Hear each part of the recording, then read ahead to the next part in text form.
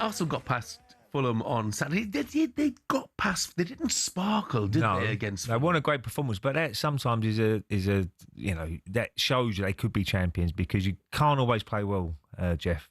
I mean, you can go back to the Invincible season. We had 12 draws that year and 26 wins, but we didn't always play well. It's all about getting results, and no one will look back at the Fulham game and say, "Oh, weren't we lucky there?" We could have easily dropped 2 points, but they haven't got a great record there. They did have a great record against West Ham at the Emirates. They managed to get and win that game pretty comfortably.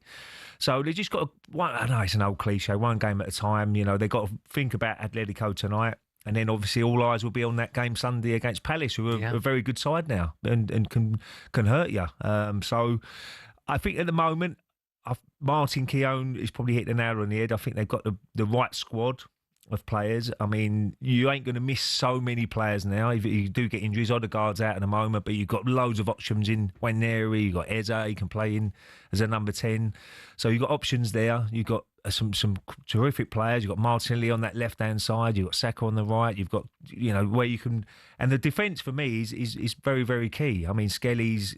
Calafiori's been excellent at left back. You've got Mosquera's come in, who's a really good replace to if Gabriel is injured or Saliba, and you've got options at right back as well with Timber, who's been excellent since he's been at the club, and Ben White, and so they've got loads and loads of options now. So it's all there for them, but he's still got to do it. And the hardest trophy is always that first one as a group of players. And, they've just got to keep going at the moment and make sure they're in the hunt towards the end of the season. And that's all you can do. A lot of clean sheets as well. So key. Yeah, absolutely. 5 clean sheets, already. 1-0 to the Arsenal back in the day, Jeff, exactly. Liverpool have only got the 2 so far. So quite a contrast in that. Mikel Arteta was asked yesterday just how he feels about now being favourites for the Premier League title. The only thing that I embrace is when I see the team, the energy, the temperature, the commitment and the quality that they can deliver, that it gives me that conviction that we can go all the way. But that's it. That's just a feeling that the next day you have to prove it, the next training session you have to prove it, and nothing else, and we cannot be busy thinking about those topics. 03717223344 is the number to call. Just how confident are Arsenal fans of winning at least the Premier League this season, and who knows, maybe the Champions League as well. Let's hear from Gaz, who's an Arsenal fan. Morning, Gaz.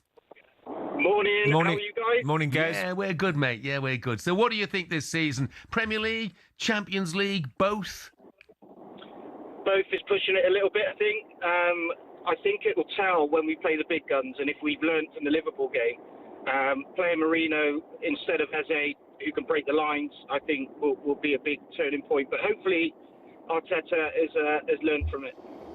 Yeah, I mean, the most important thing as well is last year we struggled against Fulham away. West Ham home, you struggled the last couple of seasons. You got to beat. I know as much as you need 4 points sometimes out of the teams around you, if you can. You have to beat the smaller clubs who all raise their game when you're playing against the big sides. Liverpool's, the Chelsea's and all that. They seem to raise their game, and you still got to beat those sort of sides. So I think that's where they've improved. They're getting more results now when you have to get them, and make sure they put the pressure on Liverpool and whoever's going to be challenging, Man City and teams like that. Yeah, I think the depth has been a big key as well this year. I do think we'll get the Prem. I just don't know if other teams are a bit ahead of us in terms of the finals and semi-finals of the Champions League. Yeah. Oh, well, you need a little bit of luck in cup competitions usually. You've got to have the right players in injuries, where the league doesn't lie. I mean, the most consistent team, the best team, always win the league. Gaz, what do you make of Gyökeres so far? I mean, he needs bedding in. It's the same with Ozil. It's the same with Odegaard. I know Odegaard was young when he came over from Real Madrid, but I think give him a bit of time. He's still pivotal to how we're playing, and I think a lot of the goals at different phases do come through him, but he's just not scoring them himself. So yeah, that'll come. Brilliant. Gaz, thank you very much indeed for the call. That's all right. Cheers, guys. Cheers, mate. I just got to apologise to Paul. who texted in. He said, "What would a long-distance plastic fan know about football?" And we just heard from Lee Westwood, so I automatically assumed, Paul, that you were talking about Lee Westwood and stuck up for Lee. But then you texted back and said, "I was talking about Alex Crook." So yeah, that's fine, actually, Paul. You're probably absolutely right when it comes to Crookie. And we talked about recruitment. He is happy, but Man United the weekend, beating Liverpool. We talked about recruitment, didn't we? And, you know, everyone's eyes are on Gyökeres at the moment. But a lot of the other recruitment has gone almost under the radar because Zubamendi's done been terrifically excellent since he came in. Madueke, before he got injured, had done brilliantly. Eze's come in. Mosquera, who when he's been called on at the back, has been outstanding. So the recruitment by and large for Arsenal has been really good. And no one can argue with the owners now. I mean, they put their money down, and you know, you had that period when they were saying Kroenkie's out and wasn't going the right way where the fans wanted. A little bit like West Ham probably at the time now. But certainly now, Josh probably involved Josh Kroenke, and he's seen the passion, he's seen what they're trying to build, and he's put the money in, and you know they've spent well. Zubamendi's been as you mentioned there, Jeff, he's been a really, really top player. They lost Thomas Partey, obviously. Jorginho's an experienced player as well, but he's come in and he knows the players around him. You know, he plays with certain guys in the national team as well, Marino and people like that. But he's been brilliant. He really has, breaking the game up, efficient with the ball. And you don't know him to score goals, but he scored a couple of cracking goals as well. So for me, he's been one of the better signings. Eze's been a fantastic signing as well.